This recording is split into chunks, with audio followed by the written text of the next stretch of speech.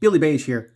And in the spirit of the Halloween season, I decided to dig up my Big Frank from when I was a kid because for some reason this month is just jam-packed full of Frankenstein releases.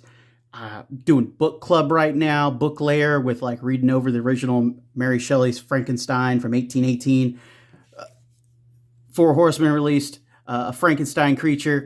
It's all over the place. But Big Frank was from Playskool in 1992. I heard him yelling in the castle. Fix me! His name's Big Frank! Fix me! I said, I'm going to fix you! The talking monster, Big Frank! I was about 4, so this was like my go-to monster guy. As you see, I got some crayon on him and stuff like that from when I was a kid and everything. And I dug him out of a shed, took him out, found that his batteries were, it was little. I didn't know to take my batteries out of my playthings. So super corroded. I used some baking soda and some lemon juice, put that on his terminals on the back, let him fizzle for a while, scrubbed him out, got that going. At first he wasn't quite working. Okay, looks like Frankie's got a little bit more deeper issues going on here. Took apart his chest cavity, messed around with a little bit. It started to sound better. So I got him open. You can see he's very simple, but now that I have him open, you see where his button's pressed. But let's check this out.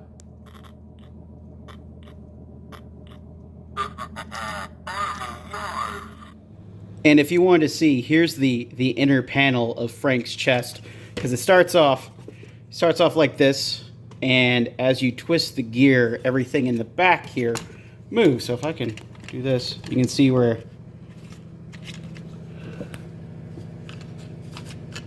it shifts over and shifts that way, which is, this is really neat, honestly. I never knew what was going inside Big Frank's chest there.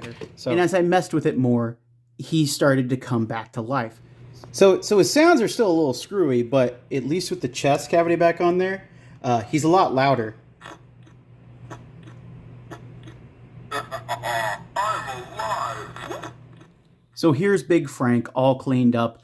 I cleaned off his jumpsuit. I took him all apart. I adjusted stuff inside of him. He still has where he's scuffed up in spots. It'll never be quite perfect, but he's still my original Frank, and that's what kind of matters to me. I don't have all his tools. They go up in his head. It's really neat. I took that apart too. Fun fact, it's 2 parts. It's whatever. Don't take this apart. It's not fun. But I still have like the little ratchet socket set thing here. Open them up. His like stuff works now. Switch here. I think, let's see here.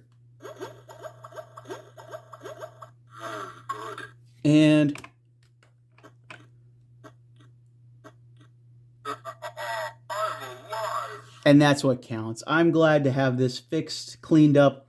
I can take and put him on a shelf, and he will look great in my display on top there with a bunch of other like vintage stuff that I still have. I don't know if they could ever make Big Frank again. It'd be cool if they ever like re-released him. I don't know if they ever re-released him. I'll look that up. I wish that Frankenstein and stuff was as popular as it was when I was a kid, or just more in the zeitgeist. But who knows? Like this month has been filled with Frankenstein. Who knows? Maybe next year there'll be a new like Frankenstein movie that has where it's good. Because like we've had like the Voyage of the Demeter came out. We have Nosferatu coming out from like Robert Eggers. Frankenstein's got to have a resurgence too. But tell me what you think down below in the comments. Did you have Big Frank? Did you ever think about rebuying Big Frank if you did have him, or do you still have your original? Do you think kids would ever like be back into a monster figure, Do you think anyone would buy Frankenstein for their kids in a mass market anymore? But let me know down in the comments below what you think. Happy Halloween, guys. I'm glad this month is starting off with a lot of Frankenstein, a lot of monsters. And I'm going to keep putting out a lot of monsters and stuff this month because I love the spooky season. So, it's been Billy Beige. Please like, share, and subscribe. And I'll see you in the next video. Later, guys. Big Frank talks and his eyes light up. Batteries not included. Fix me.